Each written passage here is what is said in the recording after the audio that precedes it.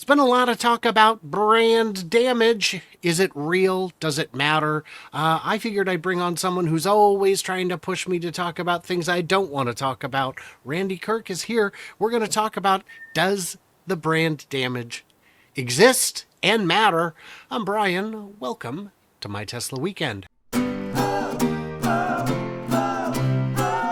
Randy, how are you, my friend?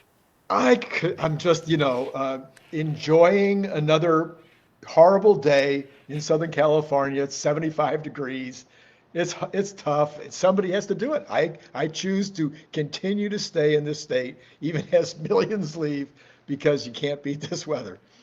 It is pretty nice. It is pretty nice. And you're out of the city a little bit, so you're not in the thick of it, and you don't have a commute. So that's helpful. That's true. So there's this fella who runs a social media company. Perhaps you've heard of him. His name is Elon. And he gets a lot of grief for that. He gets a lot of grief for a lot of things, but my question is, how much of it even matters? Does it even make a difference? So let's start with some easy ones. There's things that he will post that a lot of investors don't like, specifically 2 weeks. Would you stop saying 2 weeks? It's never 2 weeks. When is this coming out? 2 weeks. When is... And he'll also make statements on X that I'm confident the engineering team may not have seen. Things like, also it's going to be a boat. It's going to be a boat? What are we doing? Does that part help the brand, hurt the brand, make no difference? Yeah. So, boy, that's a good one. That's a very good question. I hadn't contemplated that one before. You're throwing me into the fire, into the pit, I don't know, anyway. In general, there's an awful lot of people that want to call Elon a liar. That's crazy. Now, if a person is inclined to go that way, is he helping them along, or would they just have been that way anyway? That's a good question. There's a certain personality, I think, that is always looking for a way to kind of undermine somebody that's doing well. So most of the lies, that's one of those words that bugs me, that the definition has been altered. It started with some lie about Iraq or something, which maybe it was a lie, maybe it was intentional. I don't know, but nobody's saying it was intentional. Well, some people are, but most people are just saying they got it wrong. That's not a lie, and I think that's where it started, the new definition of the word lie. So is Elon lying when he says it'll be a boat? Is he lying when he says it'll be in 2 weeks? He is aspirational. He thinks he can do it. He believes it's going to happen. I believe that he believes it. And therefore, that automatically keeps it out of the lie territory. But is he encouraging FUD? Is he encouraging naysayers? Yeah, that's probably true. I've had this problem in my life, Brian, because I'm just like that. And I'm always way out there thinking that I can accomplish X in Y time. And generally speaking, it takes longer than anybody thinks. So I don't think this is a big brand damage item. I think people can see through it. The one that frustrates me more than the definition of lie is the definition of promise. Elon promised this. My friend, he made an aspirational statement based on the best information available at the time. That's not what a lie is. That's It's not a promise. If that's the case, that's not a promise. If that's the case, we need to look back at GM's big Ultium announcement from Battery Day, which was, even looking at it at the time, I said, that's a lie.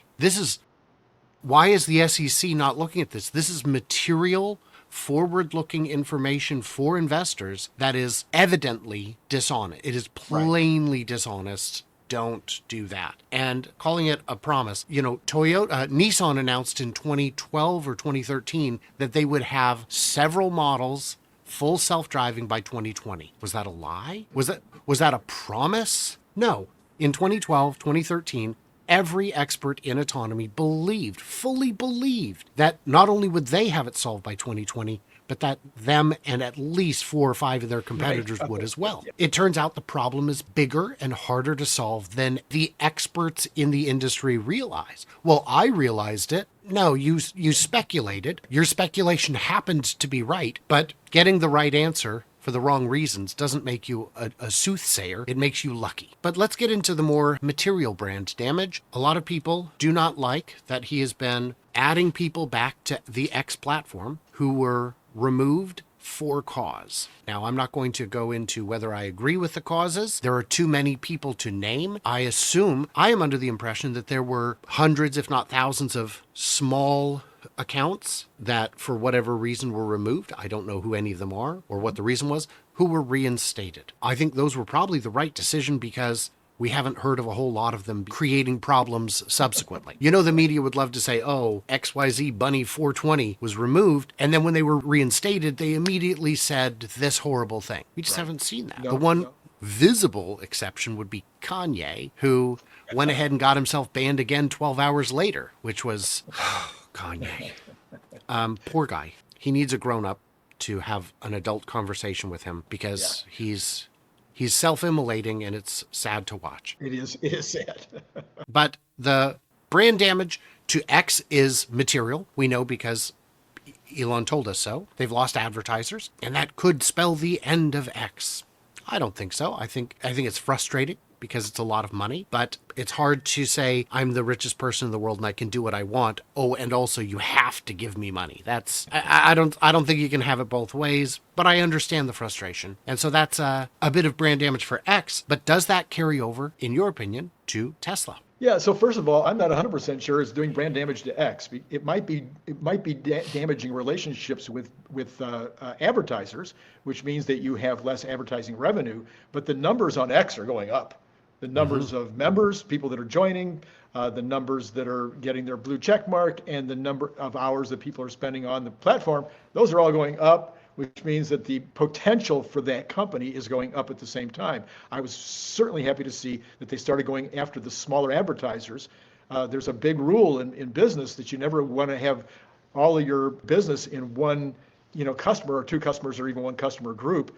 I literally had, our largest customer when I had my factory was Target, and I would have to tell my partner before he went to his annual call on Target, if you don't get more business from the rest of the world, you can't sell Target anymore. I mean, I literally would say that to him almost every year because I didn't want them to be more than 10% of our business. So to go to the smaller advertisers is a good deal for X. Now, how about the transfer of negative to Tesla? Well, I have very strong opinions on that, and I've been voicing these for a long time. You may or may not agree with my analysis, but you have got people on the far right and you got people on the far left that don't like Tesla. You got people on the far left and the far right that might never buy a Tesla. I don't think most of the people in the middle are very, very concerned one way or the other about all of the political shenanigans. But I attend a church on Sunday mornings where the people in the group that I'm in, most of them are anti-Tesla. Why are they and it's very conservative. Why are they anti-Tesla? They're anti-Tesla because the US government and the state of California are trying to force people to no longer buy ICE cars. They don't have they don't care if the engine goes vroom vroom. They don't care. They don't care about any of that. They would make a decision totally based on the economics and the looks and all the things we normally do if it wasn't for the fact that they are anti-government telling them what to do. And so that's why they're making the decisions that they are. I have these conversations with them all the time. So on the left, you've got the same problem. The left is looking at the situation and they're going, oh, look at Elon. He's moved about 1 inch right of center. Oh, he still has all these liberal positions? Oh, really? Oh, he's actually probably more left of center than right of center, but oh, he's slightly to the right of center. Well, the left is saying, well, we can't handle the fact that he's taking these positions and hanging out with these people. Well, what are you going to do? So yes, is there brand damage? I think there are people that are not buying Teslas for both of those reasons. And I think there are probably people that are not buying Tesla stock for both of those reasons. And you know what? Elon said it very well. He used a short sentence about go do something to yourself. I can't remember exactly. Well, he was talking about the Cybertruck, and he was talking about the Frunk, I think, is what I heard. But when you were talking about not putting all your eggs in one basket. When I worked at the plating plant, we were, very close to the Boeing assembly in Everett. The company had a policy we would not work with Boeing because with Boeing, it was feast or famine. We had one project with Boeing, and it was to clean their drill bits. And it was the worst job we had. You had to just drop them in buckets, acid dip them, rinse them, send them back out. But it was tons and tons of soiled drill bits with all kinds of chemicals on them and whatnot. And so we wouldn't work with them. If you look at someone like Seth MacFarlane from Family Guy, he seems to be very, very left of center, but he was good friends with Rush Limbaugh, who was inarguably right of center, because you can have different political views and still be friends. And I posted on X yesterday or day before, it was pretty funny, I thought, when there was the poll about reinstating Alex Jones. I said, it's interesting because the people who want to see X succeed are voting yes to reinstate him, and the people who want X to fail are voting yes, reinstate him. So we're bringing people together.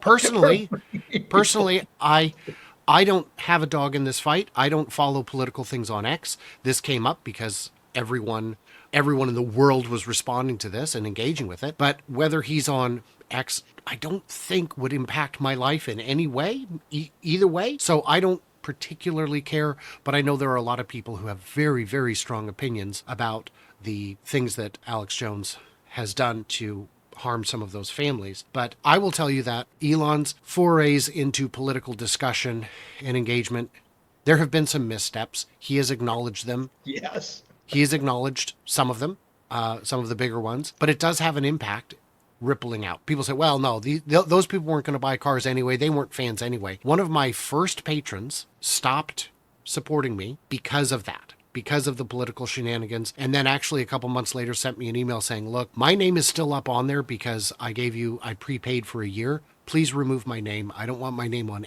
anything attached to him. I am out. I am just out. I've sold my stock. I am not going to buy a Tesla. I'm out. And this was one of the biggest, most rabid Tesla supporters. And it was heartbreaking to me because I know Elon says, I'm the richest man alive. I don't need the money. It doesn't matter to me if my words impact me. And it's like, right, but it does impact other people. And I've hitched my wagon to you. And it's tough trying to be a moderate voice when the extremes get the headlines. And I'm not interested in being an extreme or willing to be an extreme. So I guess my question in the comments would be, has it caused brand damage? How has your opinion shifted? If you're already all in, you can't go any more all in. If you already decided you're never going to buy the car or the stock, this doesn't affect you either. It's just people in between who are going to be making moves that impact deliveries. Well, they're already selling every car they make. Yes, but they could make more. And margins can be impacted by soft demand, but does it make any difference? And does it really matter if they're still growing as fast as they can and still have a mountain of cash? In the comments, you got to tell us, does it matter? Leave them comments below. And big thanks to Randy Kirk. He is out there every day fighting the good fight and the other fights too. He just picks fights with everybody. I've never seen Randy pick a fight, but I'll still pick him on my team for dodgeball. So yeah. Everybody else, because he's quick, he's wiry. So everybody else, like, subscribe, do the usual things. Give it a thumbs down if I've said something, I guess, that was too political. I don't think I did, but I wouldn't think that, would I? So for everybody else, stay tuned, stay juicy, and I can't wait to hear from you clever robots on the next one.